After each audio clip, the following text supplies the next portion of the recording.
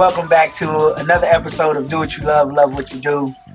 It's Coach Crane here, and just blessed for the holidays, man. And I was able to catch up. Well, I call him my big brother, man, Michael Smith, Sergeant First Class, and he's here with us over the holidays. I was able to catch up with him. Mike, say what's up to our listeners and viewers. What's going on, everybody? That's what's up, man. Hey, man, I just every time you post some pics, man, I got some of my students that follow you, man. They be talking about all them shoes you got, man. I see you had a custom built closet back there, man. So yeah, man, it's like favorite place. Yeah, it's one of the favorite places in my crib besides my training room is my shoe room. So yeah, that's what's up. That's what's up. Well, for our listeners, man, and viewers, man, just we're gonna start with our background, man. And so, growing up, you're a few years older than me, man. So I definitely looked up to you as a big brother. Played basketball with a good friend of yours, DeKendrick, at DeKendrick Smith Red. Y'all was a deadly combination in that backcourt at Arlington, man. And whenever I got a chance to get picked in open gym or anything like that, y'all would let me tag along. And just watching y'all play, man, and grow up, I was just what I looked up to, man. Just playing ball, being cool, doing a lot of things, and so that's and then we had the story about you actually stayed with my parents for a little bit, during your years, and I'll let you talk about that. But that's how we grew up, man. We just grew up with each other, knowing each other's families. Your nephew AJ, man, watching him, that joker's gonna be a baller. He tall. Yeah. You got a daughter as well, so it's amazing to see where we at right now with our lives, man. So let's just start with that background. Let's start with your story back in high school, man. You know, your love for sports.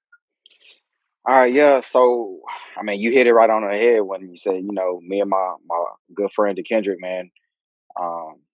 We kind of just grew up playing basketball, loving basketball together.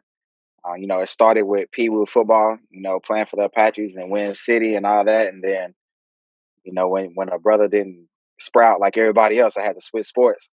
That physical contact wasn't for me. So, we switched over to basketball. And, that's kind of, I don't know, I like to say basketball is what catapulted me into everything else.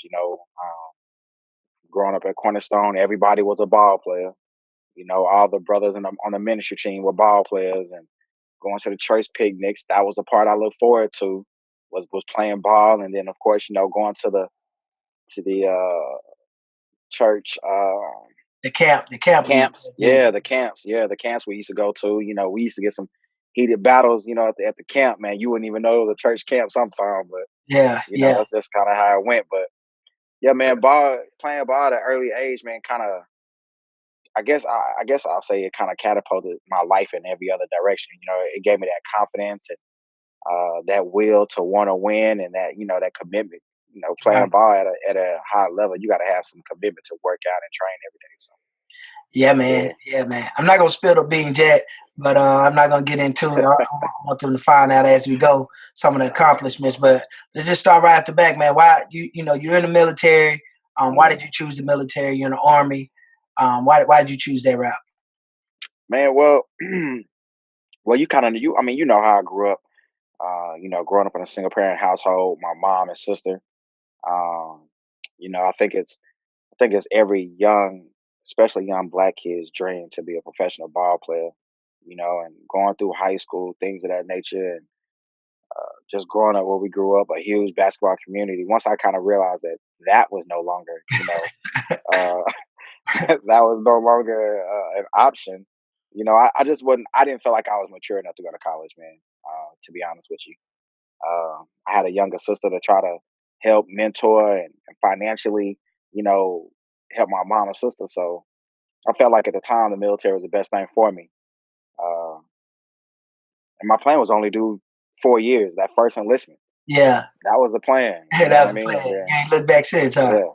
Man, 16 years later, here we are, still rocking strong. So yeah, man. So I'm gonna ask you this, man. I wanted to get you on here probably a couple of months ago, but our schedules didn't match. But definitely want to talk about how you feel about the NFL anthem protest, and you being in the military, man. Was it and being a black male, and I'm sure when me and you grew up, we knew we were definitely eyes were on us at all times.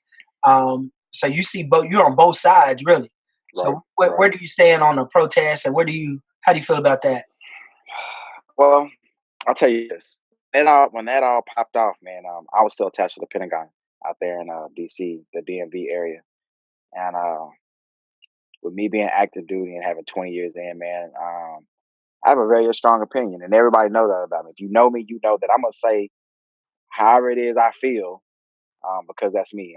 I'm outspoken, and I'm gonna let you know whether it's wrong or right. And I'm gonna keep it all the way 100 with you the whole time. So um, I believe in the cause.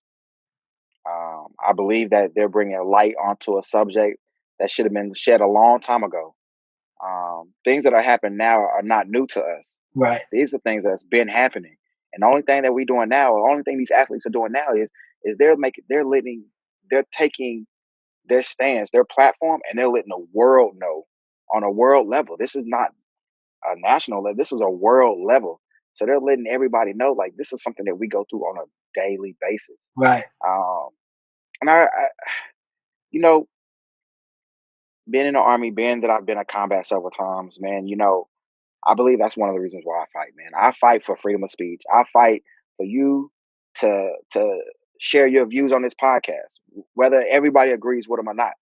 And you got these brothers out here taking a knee during the anthem. Not one time did I ever think that that was against our flag or against what the U.S. stands for. Not one time. You know, um, if you read some of the stories and some of the things that's come about, uh, some of the athletes that were soldiers at one point in time that are now veterans were taking knees. They were encouraging this act, and they even said on national TV, like, they understand that it wasn't anything against our flag. Now, let's keep in mind, not even a year ago, we had some of our own U.S. citizens burning the flag. right, So if you remember when President Obama was elected, we had some of our own U.S. citizens, born and raised here in this country, burning the flag because we had an African American president elected. So because an athlete decides to take a knee for a cause, now all of a sudden it's against the flag. So I commend those brothers. I commend Colin Kaepernick. I commend those brothers because it takes a lot to step outside of your comfort zone and say, hey, you know what? This is what I believe in. This is what I believe to be right. And this is what I'm going to go for. So I definitely commend those brothers. And um, if I had a platform like that, and I definitely use it. right. There's only so much I can do being active duty because, you the That's what I boys was will about to fire you say. quick. When it all happened, man, just following you, like you said, you outspoken. Just reading some of the comments on your Facebook post, you lost some friends, man. You lost, you lost some Yeah, friends man. on there, um, Yeah. and you lose a lot of them because some of the posts. And I don't even think they're not disrespectful posts. I think they are, when you bring the truth out to some people and to others, whether black, white, Chinese, it don't matter. The truth sometimes, it hurts. It's the truth. Those words hurt, man. Those truth hurt. And then Definitely. when you feeling it, and when you feeling on the other end, it kind of it makes you might put up a defensive stance because you feel like somebody's attacking you, but it's really the truth that's attacking you. And and that's exactly right. Like you said, I lost quite a few friends actually. Um, and it was mind boggling. It was eye opening, because there's things that happen in the world, or there's things that happen that hit the news or hit social media that gives people the fuel to say, or to say what they've been thinking this whole time. Hmm. You know what I mean? So, for Right, example, our newly elected president, he has done things that has given people the courage to come out and say, you know what, this is how I really feel. right, This is what I really wanted to say 10 years ago. This is what I really wanted to do. But now that I have somebody that's gonna back my emotions, back me on what I'm saying, this is how I really feel. And I felt like, you know, that's what's happening right now, man. I feel like that's what's happening. I had a lot of friends, so-called friends, now that I know they're associates, but uh, come out and say some things, and it wasn't directed towards me, but I had people come out and just say some of the most craziest stuff I've ever heard, Yeah, but yet they don't think it was racist. So um, I just think I don't know, man. I like I said, I just definitely commend those folks who want to take a stand and go for what they believe in. yeah, man. I definitely, like you said, I definitely commend those too. Like, I love the way LeBron's using his platform, the new wave of athletes. Before us, it was very few athletes that did it. When they had that platform, Jim Brown started doing it, uh, and he left the game of football to be an activist. So Right. not too many during his time were doing that, but now you see a lot of athletes, taking the stand. Um, Absolutely. and I like that. So, um, the name of the show, Mike, is "Do What You Love, Love What You Do." What does that mean to you, man? What does that mean to you? Man, do what you love what you do, man. That means at the end of the day, when you doing what it is that you do and you absolutely love it, regardless of the pay that comes along with it, regardless of the scrutiny that comes along with it, regardless of the time that you have to commit to it, the sacrifices, if you absolutely love it, man, do it. Do what you do. And sometimes, doing what you do, it's gonna take commitment. It's gonna take sacrifices. It's gonna be time consuming, and it's gonna be you have to be patient with it, man. But if you love it, I like it. Or if you like it, I love it. And I say go for it. Yeah, man. Yeah, man. And I think, going back to when you went to the military, man, and I think I was maybe in college, and then we used to Hmm. catch each other coming back. Hmm. I always got that hustler mentality for you, man. And we used to send me when throwback jerseys was in style, man. Yep. We Yep. used to get our hustle on, man. And that till this day, man, I still remember those skills to have, and those skills carried on to other things that I'm doing here, especially with Dream Chaser Academy. Mike, definitely, again, thank you for being on the show. I want to, I want you to share your near death experience with us. And I remember the phone call. I remember the text getting. I remember when it happened.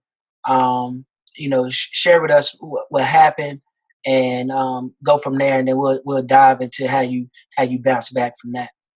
Okay. Yeah, man.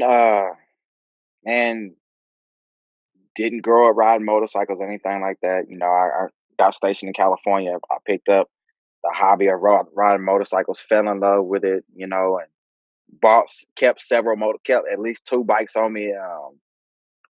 Just ended up moving from California to Nashville, Tennessee, and just on this one particular night, man, I was on my bike with a couple of friends.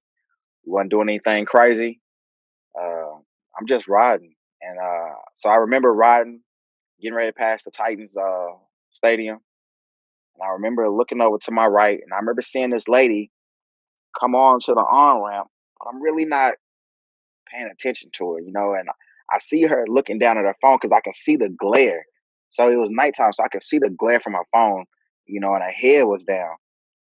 And I just remember, revving my engine, telling her to go or whatever. And I don't know if she wanted to go. I don't know what the deal was. So I just remember thinking to myself, man, let me get past this lady before she hurt me or something.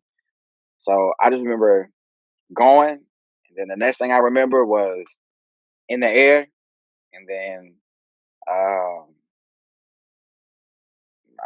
hitting a guardrail. And then I remember uh, waking up to the sound of our car horns. And I was just like, man, wherever I'm at, like I need to get out this street wherever I'm at because clearly I'm in the way. Still not realizing that my arm is gone. Um, but I just remember like going in and out, in and out. I remember one of the times that I came back in, or that I came back to where I regained some sense of urgency was uh, I remember my head laying in this lady's lap, and she was like, "Hey, you're in trouble." She's like, "I'm gonna have to stop the bleeding," and I couldn't grasp what was going on. And I just remember my legs were just shaking uncontrollably, like I didn't have I was riding with motorcycle boots on, gloves, and I just remember my heel was hitting the ground so hard that I could hear it. This is from my bare foot, and I just couldn't remember. I didn't know why my head was in this lady's lap, and at the time she was a Navy corpsman on leave, which is Navy corpsman, which is that's the medical portion of the Navy, Okay. and she just so happened was passing by, saw what happened, I guess, and when she said she had to stop the bleeding, uh, that's exactly what she did. And I remember like getting ready to instruct her, like, "Hey, this is what you got to do." And she told me she was a Navy corpsman. When she told me that, it was like a sense of relief. I was like, "Oh, okay, well, she knows what she's doing." And man, when she put that tourniquet on, man, that is a pain that I would never, ever, ever, ever, ever in my life forget. I mean, that was some pain that just, whew, Times 100. man, yeah, it was a little wild, but so I remember passing out. So I passed out, and then I remember coming back to. Um, and I knew I was in real trouble when I was in the ambulance. And I remember looking out the back of the ambulance, and I can see some of my club brothers from my motorcycle club that I had left like hours ago, and they were there now. They were there on the scene. So I knew I was in trouble. And one of my good friends at the time, his name was GA. I remember just screaming his name, like, "What? Like, help me! What is going on?" Like, I wanted to know what was going on. And the ambulance, they closed the doors, and the driver or the paramedic at the time, he was like, "Hey, can you tell me your name?" And I remember I spit out his name. When you're young, your parents always teach you social security number, Right, right, right, phone number, and address. You right, know those things when you're a kid. right, right. Man, he told me, he asked me for those information. I spit it out my grandma's address, social security number, and her phone number, because those three things ain't never changed. They ain't changed since I was a kid. So I spit it out those things so they can find my mom. And I just remember crying the whole way, like, man, they gonna kick me out the army. Like, my life, my career is over. And that's crazy. That's the first thing I thought about was my career. Because I Right. had worked so hard to stay in the army. That was the first thing I thought about. I was like, oh, I'm so done. It's over. It was Mm. over. And yeah, man, I went to the hospital, um, slipped into a coma. I was in a coma for like, I guess, a couple of days or a day or two or whatever. I just remember when I came to, my mom, my uncle, and my grandmother were there. So, they had drove from Arlington to Nashville, Tennessee. Yeah. Man, when we wake up in the hospital and your folks is there, man, you don't live nowhere close to where you're from, it's a problem. So, uh, yeah, man, So, just, so did you know? So did you know your arm? When did you know your arm was gone? Like when did you bruh, know? Like you weren't getting it back no more? so I didn't, so when I woke up, it was in a cast, and me being stubborn, I just remember it being in a cast, and I couldn't wait for everybody to leave the hospital, get out of my room, because my arm was swelling. I felt like my arm was swelling inside that cast, like it was about to explode. And I was telling the nurses, like, "Hey, my arm is about to explode." But being on meds and all that stuff, you a little loopy, you talk Right. crazy. So as soon as they turned their back, I can't remember who it was, but I convinced one of my friends to cut that cast off. So I stopped in the hospital. And so talking to my friends, now, one of the girls at the time, Brittany Hollingsworth, she told me that I had cut that cast off like 3 or 4 times. I just would not have it on. And I remember there being a scar around my arm, but I was thinking I broke my arm. I wasn't thinking that anything else. Right. So, um, they was like, yeah, your arm was severed together. It's still not clicking when they say severed, like gone, Yeah. and then Yeah. reattached it. I'm not thinking that. So, man, they let me go home. You know what I'm saying? And I'm at home. Mom's is there, grandmother, my uncle, everybody's there. I'm getting all these visitors and all this and all that. And I remember waking up one morning, and I remember telling my mom, I was like, "Mom, is my hand supposed to be this color?" Like, my hand was jet black. I'm talking about like purple. So I was like, "Okay, well, Well, I started hitting, like I took a fork and I hit the top of my hand and it made like a clunking sound. So we went back to the hospital and the doctor was like, yeah, man, he was like, your arm is not taken. It's not supposed to look like this, that, and the other. So they started doing amputations. And when they started doing amputations, man, I knew I was just like, this ain't good for the home team. Yeah. Like, when you grow up loving sports, man, like the last thing you think about is getting anything amputated, bro. Right. Right. So that was like a huge mental adjustment for me, man. Like I struggled with the fact that I may not have an arm. You know what I mean?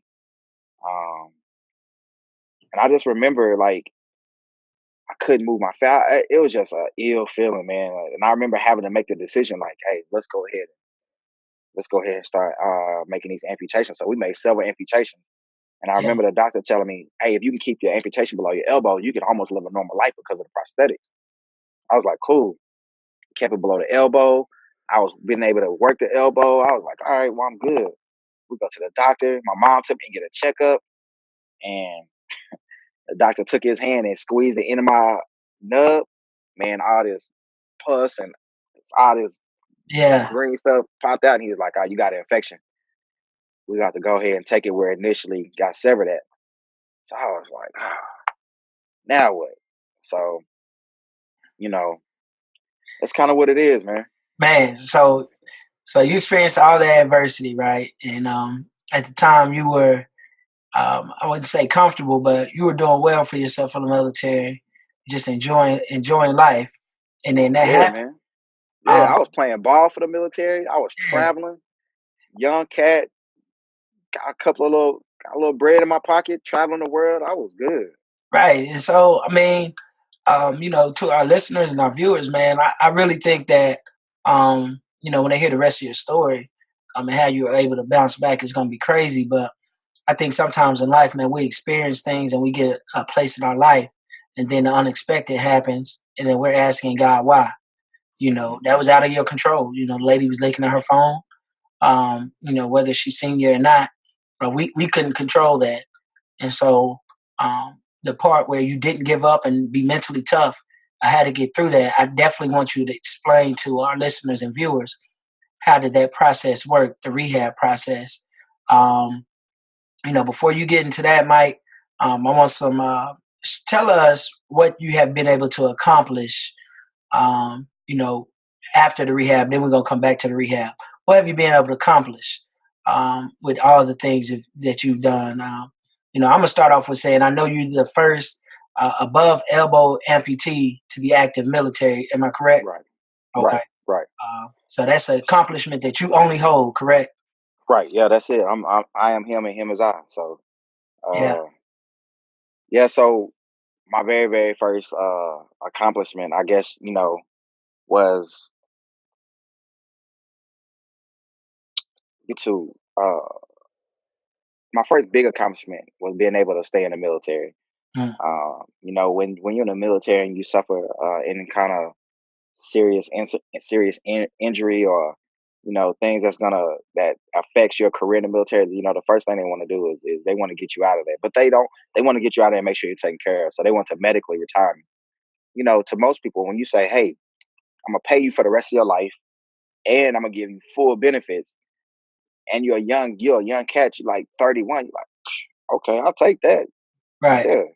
But me, man, I wasn't, I'm not like that. I wasn't raised like that. I don't give up. Once I set my goals, that's what I want to accomplish. I'm a firm believer that when you're on path when you're on path to goals, you're gonna run into obstacles. You know what I mean? And Right. how you get past those obstacles is defines on what type of person you are. And Hmm. I knew that. So they told me being above the elbow amputee, I would not be able to serve the military anymore. And I was like, that's crazy. Um, that's not in God's plan for me. Like I'm supposed to do 20 years, Right. and that's what I'm gonna do. So the whole time they was like, oh no, it's not gonna happen. You can't do it. It's never been done before. Maybe if you was a leg amputee, then yeah, I got it. But you're missing your entire right arm, and you was right arm dominant. So we don't see you uh, staying in the military. So of course, me being who I am, Right. tell me what I got to do. You tell me what you want me to do, and I'm gonna go do it. Well, first you got to be, you got to make sure that you can shoot a rifle and you can pass a physical fitness standards. Physical stuff first. Got it. So I immediately started training, started running, picked up the hobby of biking. You know, I didn't know how to swim until after I lost my arm. So which is crazy. So my Mhm. first encounter swimming was with one arm. So learned how to swim. Started back running. Um, Started competing in like different games. So I started running marathons and half marathons and started doing tough mudders, Spartan races. And now I'm doing everything under the sun. If there's a physical challenge or if there's a competition, your You got it. boy's doing it. You gonna Yeah, crush I'm doing it. Yeah, I'm doing it. One, because I know that I need to prove myself to the army that I can do it. But two, now I see like there's nobody out there doing it but me. it. Mm. So now I feel like I gotta prove myself. I gotta not only prove it to myself, but I gotta prove it can be done because there's other people out there who in who are in situations similar to mine. May not be as catastrophic, but similar to mine. So now I really want to show people. I want to be able to inspire people by my actions. Right. So all this time I'm like, man, I can do this. So I'm starting to do stuff. I'm like, I can do this. Okay. Not only can I do it, but I'm good at You're this. So pretty let good at me, it. Yeah. yeah, let me go ahead and commit to this. So that's what I did, man. I did a full fledged military PT test, physical fitness test, which is I do 56 one arm push ups. I'm running 2 miles in 11 minutes and 45 seconds. I'm doing 115 sit ups in 2 minutes. So that's the standard in the army, and I'm doing that with one arm. Mm. You got people with two arms, two legs that ain't doing it. Ain't doing it. So yeah, of course. So now I'm feeling some type of way. So now that I don't crush that, now the sky's the limit. Now I'm about to do everything and then some. So um, now I go to the range and I'm qualifying with my rifle and my 9 mil expert. So I'm knocking down everything in sight. I do that. Then I go to my job proficiency test. Now I'm proving to the army like, hey, not only can I do my job, but now I can lead soldiers. Like I can go teach. I can go teach and mentor soldiers. Like this is the type of soldier you need to be. I can help them promote it and things of that nature. So I proved that to the army, but still somehow, some way, that wasn't good enough for them. Right. So on paper, I'm the one thing your dad and mom told me a long time ago was do not let a piece of paper speak for you. Let your actions speak for you. Nobody can speak for you better than you can. Nobody else. It doesn't matter how well they know you. Doesn't matter if they raise you. Nobody can speak for you like you can speak for yourself. So with that in mind, um, and I had just saw your mom and pops too before I did this. So um, came back to after I came home from Arlington, I requested for a formal board, medical board. So I go in front of all the medical bigwigs in the army, Yeah. and basically during this time, I had earned probably like 50 coins, probably like 60 medals from all the stuff that I had done. And they was like, "Well, Sergeant Smith, tell me why we should let you stay in the army." Man, I brought that backpack in there with me. I took that backpack off and I dumped all them medals on the table. I was like, "There you go, right there." I said, "You tell me what other army amputee in the army is doing what I'm doing. Mm. You tell me what other army amputee in the army has accomplished what I've accomplished. Not to mention, I had earned another promotion while I was hurt. So I made E7 while I was hurt, which is unheard of. You don't see that. The army doesn't select you for a higher grade if they know that you about to get out. So that was my other argument was if if I'm not if I'm not able to stay in the army, why is the army promoting me? They still see that I can lead soldiers. So if I can lead soldiers with my experience and my leadership skills, why shouldn't I be able to stay in the army? I said, oh, not to mention I'm on the USA national skeleton bobsled team. Mm. The only amputee to ever do that. The only arm amputee to ever do that. So I'm sliding down a track head first, going 60 miles plus an hour. Oof. So you tell me why I can't stay in the army, man. Normally it takes them a couple of weeks to deliberate to get back with you. Yeah.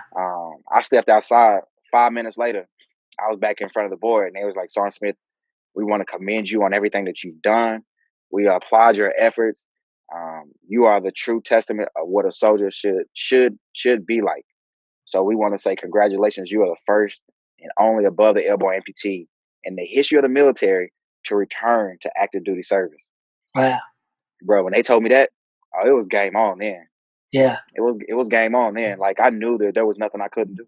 Yeah. And so, as our viewers, I'm gonna put your Instagram name on the bottom of the video and tag everybody on YouTube so they can see the stuff that you're doing, man. Just super duper proud of you, man. Hanging with Obama, uh, hanging with Michelle, First Lady, President Yeah, Obama. And then being able to play in the Pro Bowl every year. Just some of the things that you have been able to experience, man, is because of your mental toughness and committing to the process, trusting the process, and staying focused on your goals, Mike. And definitely um, talk about how are you able to um, stay mentally tough? How are you able to stay mentally tough, man? Um, man. Well, so the key word for me is resiliency, man. Everybody everybody interprets their has their own interpretation of a definition. Does it make sense? right. So resiliency to me is when you knock down or when you face adversity and you're able to bounce back. Uh-huh. To me that's resiliency. Yeah, I was knocked down. I was at my lowest. I mean, I went through my medication addiction. I went through not caring and the whole why me and questioning God's motives and his for his idea for me. You know what Right. I mean? So I went through all of that. And you know, at the end of the day, resiliency, I believe resiliency is what defines me, man. And for me to push, it's honestly it's young cats, it's brothers like you, my daughter, people that I grew up with who are continue to push on and do great things. Um, and I've learned since I've been hurt that I impact people indirectly. I have people come up to me all the time, like even at work now, people come up to me like, "Man, Sergeant Smith, you always smiling, you always joking, you always cracking amputee jokes." It's like, man, I was having a horrific day when I came in here, but now uh, I come into work and I see you, I see what you're going through, and you still find a way to smile. You still find a way to do this. I run every day. I change in a uniform, I do my job, and then I change again, go run, or I go bike, and then I come back to work, and then I do my job, and then I go train again. So people see that. I do it for myself, Right. because I have goals, but I also do it because I want people to know, man, like, yeah, everybody gets knocked down, but it's up to you if you get up or not and how you decide to get up. You can get up slow, you can get up on all fours. Me, I just want to, I got to my knees and I just jumped to 2 feet and I started running. And and I like what you said. We talked last week.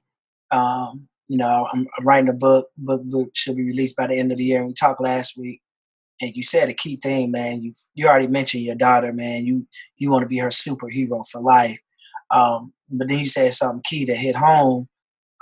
It's about who you represent, man. The wounded, ill, and injured veterans, man. Who you want to inspire them that if they do lose a limb or have any condition, you that's who you represent. That's who you represent. That's who you're doing the things for those veterans who can't get out the bed, um, Right. for those veterans who who are bed stricken or in a wheelchair, who want to do some of the activities that you're doing, and that's who you're doing it for. That's who you represent. And I thought that was a strong statement that you made to me the other day. And how does that when those guys see you? How does that make you feel? I know that's part of your why, but how does that make you feel? Describe those emotions. Man, it makes me feel good because I'm in a position that I never thought I'd be in. I've always been a vocal cat. I've always found myself in the middle of something, whether it's mischief or something good. I've always been in the middle of something. So to know that I'm in this position, I do have a platform. I to use it, to inspire, motivate, and and encourage. So it makes me feel good when people come up to me and be like, "Man, you're the reason." You know what I mean? And when somebody can come up to you and say, "You're the reason," like I'm sure you get it.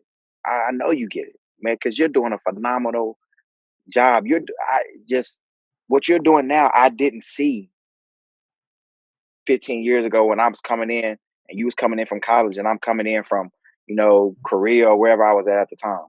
But to know that people can look at us and be like, "Man, I heard your podcast, and I heard you who you had on, whether it's Michelle, Je, or Red, or any other people from our childhood."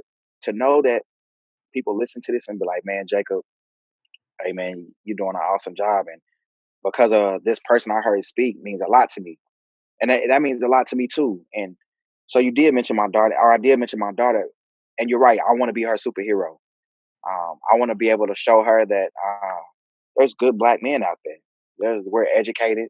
Um, I don't make millions of dollars, and I'm not flashing a whole bunch of jewelry and talking about smoking and doing this and doing that and acting all crazy. You know, I might post a couple of shoes every now and then, but I want to be my daughter's superhero. I want her to Right. be like, yeah, that's my daddy.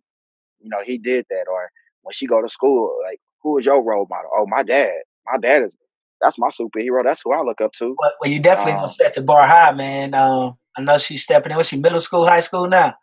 yeah, she high school, Yeah, man. so I know She you. high school. Yeah, so I mean, whoever she thinks she gonna bring home, I don't know if they gonna make it to the door, but Nah, man, I'm showing up with medals on. Like, yeah, I'm it's high showing up with everything on. expectations. High Yeah, yeah, expectations. yeah. Absolutely. Before we end, Mike, two more things, man.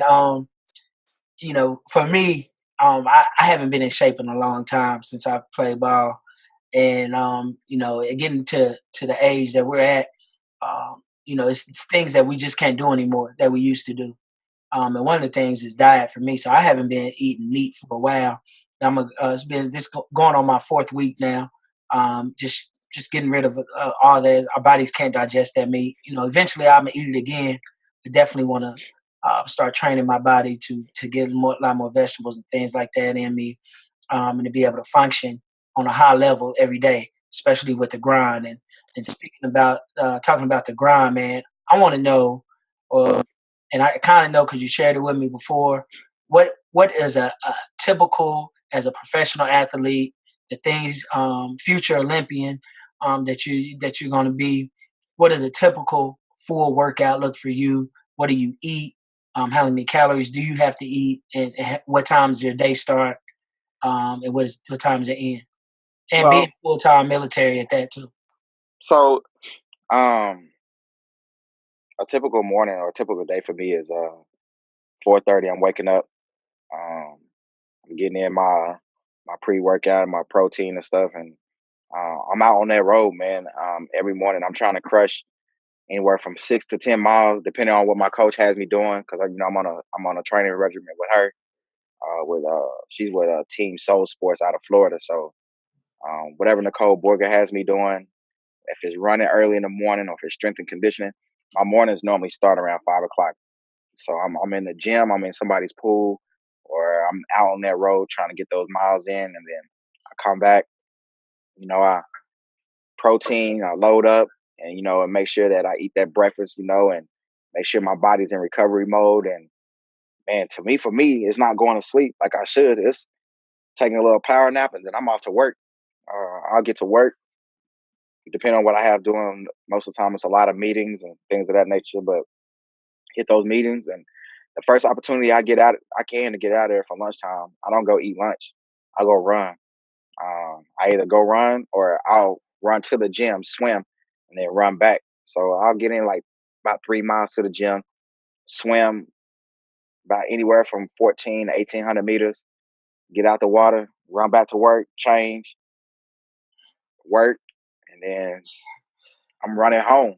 You And ready I home? live, yeah, I live about 4 miles away from my job, so I'll run home, look at my schedule, see what I got to do, hope my coach ain't got me doing nothing crazy, either strength and conditioning or biking. And then I'm coming home and I'm in the bed, man. So my life is very, very different, man.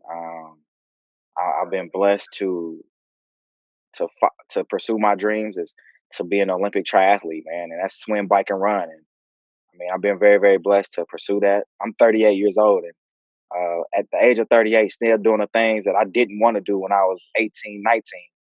You know, Kobe. right, straight up, straight up.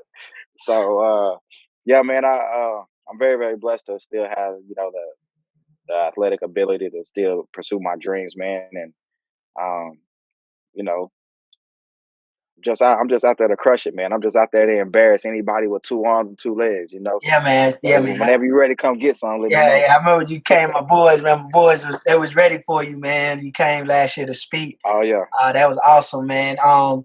And Mike, so earlier you mentioned that you were raised in a single parent household. You had your coaches and things like that, but it's still different, man. You were basically the man of the house right. growing up. So how did that play a role in what you were doing? And Miss Brendolyn, man, she was always on me, hitting me in the back of my head if I was acting up. So I know you got it too. Oh So yeah, she watched me grow up to where I'm at today.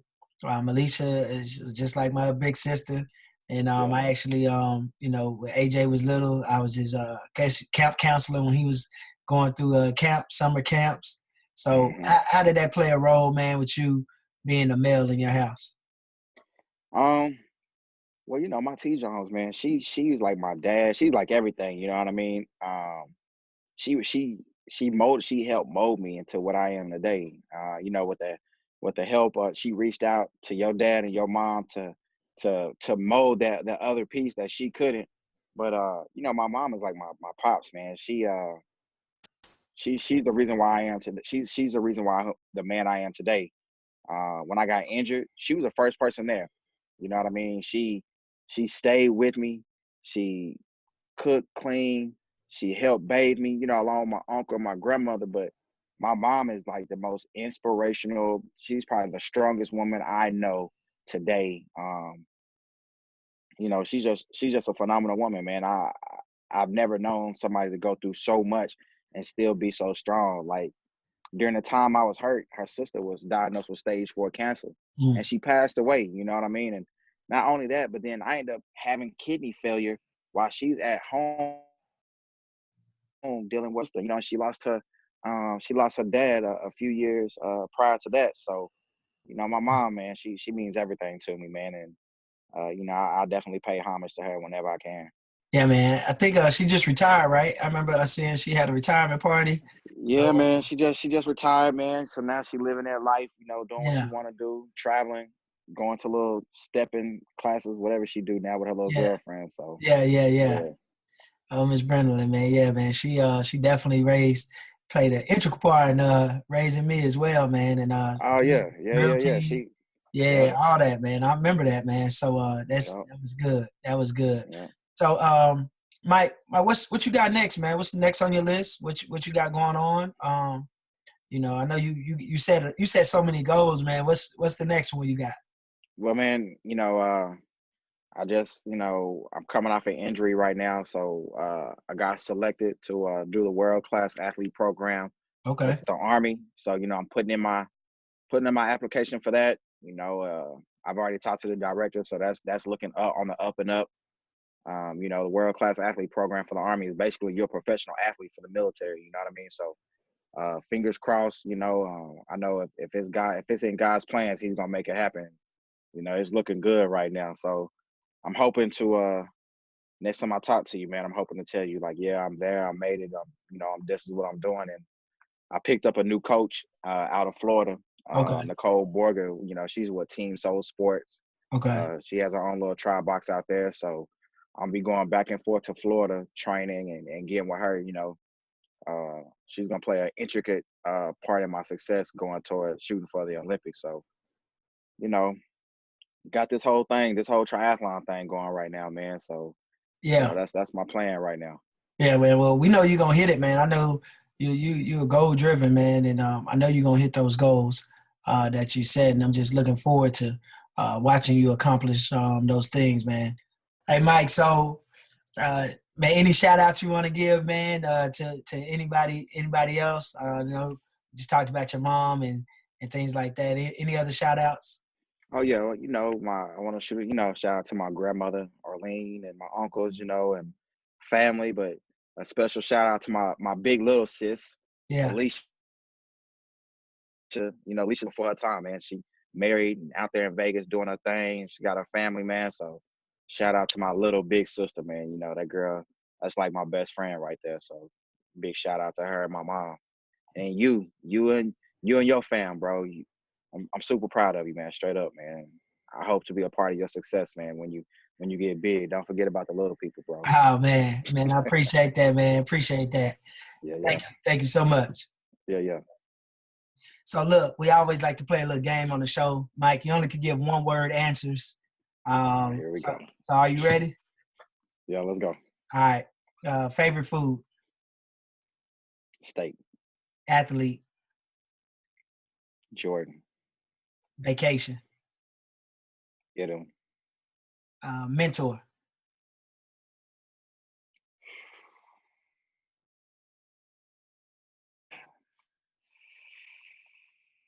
Man, I don't know. That's a good one. Man, I don't know. I'd have to say Papa Crane, man. All right. Let's go with your book. Favorite book? Favorite book. Besides the Bible. I know you read the Bible. Yeah. I guess my favorite one right now is To Be a Professional Athlete. It's the most recent one I read. I like that one. Okay. Yeah, that's it. You did all right. In that. He answered. Yeah, it's a pretty quick. Mike, man, again, man, I appreciate you, man. Looking forward to seeing you again on TV. See you every year on the Pro Bowl. I'm waiting to see you on the stage with the gold medals. For you playing this year in the Pro Bowl game again? Yeah, man. Now you gonna get back in the bobsled and skeleton race, or you hung it up? Nah, man. I'm through with that, bro. Cause they didn't make skeleton a Paralympic sport. Yeah. I had a great time doing it. It was something that I can say that I've done that most of my peers have never ever done. Made the national team, was ranked number 3. So, man, I couldn't ask for nothing more. But now I'm chasing that triathlon goal, bro. That's what I'm doing right now, man. Next time you see me, I'm gonna be about 175 pounds soaking wet.